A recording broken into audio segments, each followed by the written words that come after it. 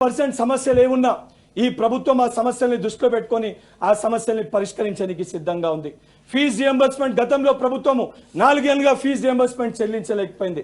100% దానిపైన కూడా ముఖ్యమంత్రి గారు సంబంధించిన వ్యక్తులను పిలిచి ఒక భరోసా కల్పించి మరి వారి ఏదైతే సంబంధించి వారి పాఠశాలను మూసివేసుకోకుండా ఒక భరోసా కల్పించాలనే ఉద్దేశంతో గౌరవ ముఖ్యమంత్రి రేవంత్ రెడ్డి గారు పిలిచి 1 టైం సెటిల్మెంట్ చేస్తామని కూడా చెప్పారు. 100% ఈ ప్రభుత్వానికి చిత్తశుద్ధి ఉంది.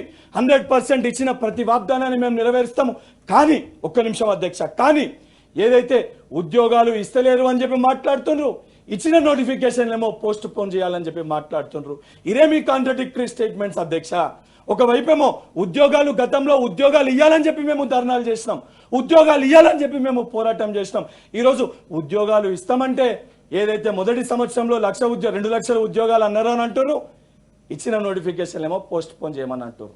ఫస్ట్ స్పష్టత తెచ్చుకొని గౌరవ సభ్యులు నాకంటే పెద్దలు ఉన్నారు, ఏదైతే మా దాంట్లో ఏదైతే మేమున్న ప్రతిపక్షంలో ఉన్న వ్యక్తులు 80,000 70,000 60,000 పుస్తకాలు చదువుకున్న జ్ఞానం ఉన్న ఏదైతే పెద్దల దగ్గరికి వెళ్ళి కూడా ప్రతిపక్ష పార్టీ నాయకుల దగ్గరికి వెళ్ళి కూడా వాళ్ళు సలహా సూచనలు ఇస్తే తీసుకొని ప్రజాస్వామ్యబద్ధంగా ఏ కళలతోటి కాంక్షతోటి ప్రతి తల్లి తెలంగాణ కళ నెరవేరిందో ఆ కళని నెరవేర్చాలని చెప్పి సోనియమ్మ తెలంగాణ రాష్ట్రాన్ని ఇచ్చిందో ఆ కళ సహకారానికి మా మంత్రులు, మా గౌరవ ముఖ్యమంత్రి, ఉప ముఖ్యమంత్రి గారు కంకణబద్ధులై 24 గంటల్లో 17 గంటలు ప్రజలకి అందుబాటులో ఉంటూ సమస్యల పరిష్కారానికై కృషి చేస్తున్నారు.